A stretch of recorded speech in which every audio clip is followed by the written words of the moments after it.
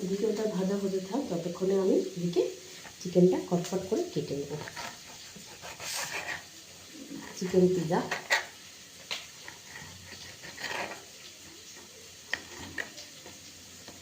সময় খুবই কম লাগবে, বেশি সময় লাগবে না। দেখো বন্ধুরা আমি কীভাবে করি। এই যে দুরকম ক্যাপসিকাম দিয়ে দিয়েছি, লাল আর সবুজ, গাজর, পেঁয়াজ, ওটার সাথে চিকেন। দেখো চিকেনগুলো দেওয়ার সঙ্গে সঙ্গে কেমন সাদা সাদা হয়ে গেল। এগুলো দিয়ে দেখুন এবার ভেজে নেবো। ওখানে একটু জোরে দেবো, তারপরে একটু আস্তে দিয়ে দেবো চিকেন থেকে জল। বন্ধুরা দেখো আমি যে গ্লাস লিড, আমার কেন জানি না এত ভয় লাগে, মনে হয় কি গাছ গরম হয় যদি ফেটে বেরিয়ে যায়। এটা কিন্তু এল লিড নয় জানো তো, এটা কিন্তু অন্য কড়াই লিড। কোন কড়াইটা বলো তো? এই যে এই সুন্দর কড়াইটা, দাঁড়াও তোমাদেরকে দেখাচ্ছি। এই যে এই সুন্দর কড়াইটা আমি আগে সব দিয়ে দিয়েছি। এই যে উচ্ছে কটা ভেজে তুলে তুলে রেখেছি, দাঁড়া কটা বার করলে ঠান্ডা একটু ঠান্ডা হবে গরম তো থাক, ঠান্ডা হলে দাঁড়া করে বার করি। বেশি টাকা আমার নেই না থাকতে থাকে।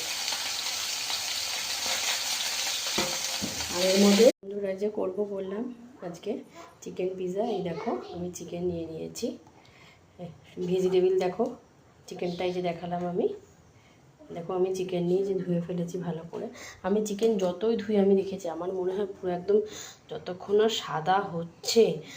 দেখো বন্ধুরা এই যে ঝাল ঝালু 1 কিলো, বাবাকে দিয়ে আজকে 1 কিলো চিকেন আনিয়ে রেখেছি। মাম্মামে শুধু, মাম্মাম যদিও বা মোমো করলে এই সসটা দিয়ে খেতে পারবে না, ওই আমি একটু খেলাম। কে? হ্যাঁ, তো আমি পিজা বেসটার ওপর এই সসটা দিই, খুবই ভালো এটা দিই। এগুলো আমি আনতাম না, আমি আগে কি আনতাম সেটা শিশি আমি এখনও দেখতে পাচ্ছি না, দেখলে তোমাদের সাথে অবশ্যই শেয়ার করব। 3 সের আনতাম পিজা ও পাস্তা সস। আর দেখো তেলটা আমি কিভাবে ছাঁকছি, ওই দেখো একটু একটু করে কতবার যে হলো।